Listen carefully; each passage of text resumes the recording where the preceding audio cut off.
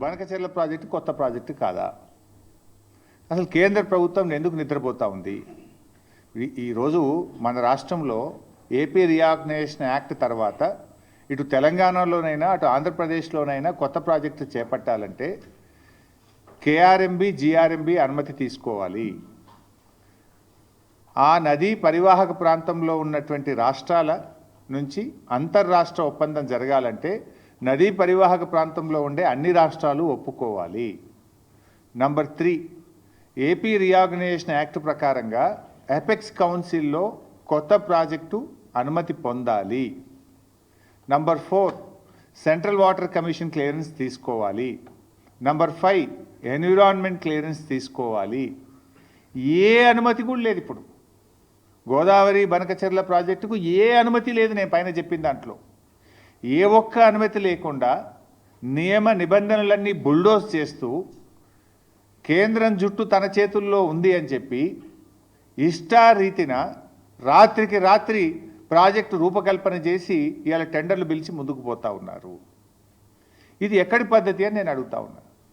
అంటే మేము కాళేశ్వరం కడతానో, భక్తరామదాస్ కడతానో, మేము పాలమూరు కడతానో, దిండి కడతానో ఆ రోజు కేంద్ర ప్రభుత్వానికి లేఖలు రాస్తారు, సిడబ్ల్యూసీకి లేఖలు రాస్తారు, గ్రీన్ ట్రిబ్యునల్లో కేసు వేస్తారు, హైకోర్టులో కేసు వేస్తారు, సుప్రీంకోర్టులో కేసులు వేసి మోకాలు అడ్డం పెట్టే ప్రయత్నం చేస్తారు.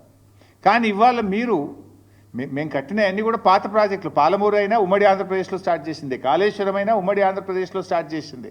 కానీ మీరు ఇలా కొత్త ప్రాజెక్టును నియమ నిబంధనలన్నీ కూడా ఉల్లంఘించి ఇలా ఆంధ్రప్రదేశ్ కడతా ఉంది. ఇది జరుగుతూ ఉంటే మరి మన ముఖ్యమంత్రి గారు పోయినసారి అసెంబ్లీలో మాట్లాడిన రేవంత్ రెడ్డి బడ్జెట్లో మనకు గుండు సున్నా పెట్టినరు, మన ప్రాజెక్టులకు అనుమతిస్తలేరు, మనకు ఏమీ రావడం లేదు, నేను నీతి ఆయోగ్ మీటింగ్ను బైకాట్ చేస్తున్నా అని చెప్పి అసెంబ్లీలో చెప్పాడు. ఏమిచ్చిండ్రు? నువ్వు కట్టమన్న మూసీ సుందరీకరణకు ఇదివరకు డిఫెన్స్ ల్యాండ్ రాలే.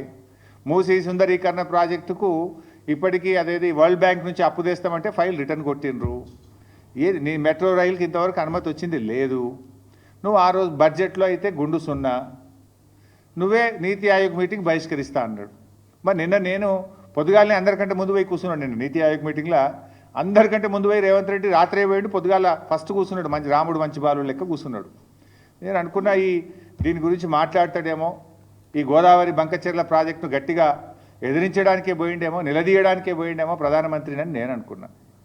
కానీ చూస్తే అసలు ఈ ప్రాజెక్టు గురించి మాట్లాడిన సందర్భం కూడా లేదు. ప్రధానమంత్రిని వ్యక్తిగతంగా కలిసి కూడా ప్రెస్ నోట్ రిలీజ్ చేస్తే దీని మీద మాట్లాడిన పరిస్థితి లేదు. అంటే ఏం జరుగుతూ ఉంది? రేవంత్ రెడ్డి మాట్లాడాడు, ఉత్తమ్ కుమార్ రెడ్డి అయితే అసలే మాట్లాడాడు. ఏం చేస్తున్నాడు? నీటిపారుదల శాఖ మంత్రి ఏం చేస్తున్నట్టు, ముఖ్యమంత్రి ఏం చేస్తున్నట్టు, ఈ రాష్ట్రానికి ఇంత తీవ్రమని నష్టం జరగబోతూ ఉంటే ఎందుకు స్పందించరు? ఇవాళ మనకు గోదావరిలో 959 టీఎంసీల నీళ్లను బచావత్ ట్రిబ్యునల్ మన రాష్ట్రానికి ముఖ్యంగా తెలంగాణ ప్రాంతానికి కేటాయించింది. మరి ఆ 959 టీఎంసీలను మనం వాడుకోవాలి కదా. ఇవాళ పైకి ఏం మాట్లాడుతున్నారు? లేలే ఇవి సముద్రంలో కలిసే నీళ్ళు అంటున్నారు. సముద్రంలో కలిసే నీళ్ళు కావివి. తెలంగాణ రాష్ట్రం వాటిని వాడుకోలేదు కనుక, పూర్తి స్థాయి వినియోగంలోకి తేలేదు కనుక ఆ నీళ్లు కిందికి ప్రవహిస్తూ ఉన్నాయి. రేపు తెలంగాణ 959 టీఎంసీలు పూర్తిగా వినియోగించుకుంటే అక్కడ నీళ్లు ఉండవు. దీని వెనుక ఉన్న కుట్ర ఏంది? ఇవాళ ఇప్పటికే ఆంధ్రప్రదేశ్ గోదావరి నది మీద ట్రిబ్యునల్ వేయాలని చెప్పి సెక్షన్ 3 కింద కేంద్ర ప్రభుత్వానికి కంప్లైంట్ చేసింది. సో గోదావరి ట్రిబ్యునల్ వచ్చే లోపే ఈ బనకచెర్ల ప్రాజెక్టును త్వరితగతిని నిర్మించి, ఆల్రెడీ ప్రజాధనం ఖర్చు అయిపోయింది, ఆల్రెడీ మేము ఖర్చు పెట్టేసినాము, దీనికి నీళ్లు కేటాయించండి అని చెప్పి ట్రిబ్యునల్ ద్వారా నీళ్లు తీసుకోవడానికి ఒక పథకం ప్రకారంగా జరుగుతున్న కుట్ర ఇది. ఏ క్లియరెన్సులు లేకుండా వాళ్ళు కడుతూ పోతుంటే ఎందుకు రాష్ట్ర ప్రభుత్వం మౌనంగా ఉన్నది? ఎందుకు రాష్ట్ర ప్రభుత్వం దాన్ని అడ్డుకోలేకపోతున్నది?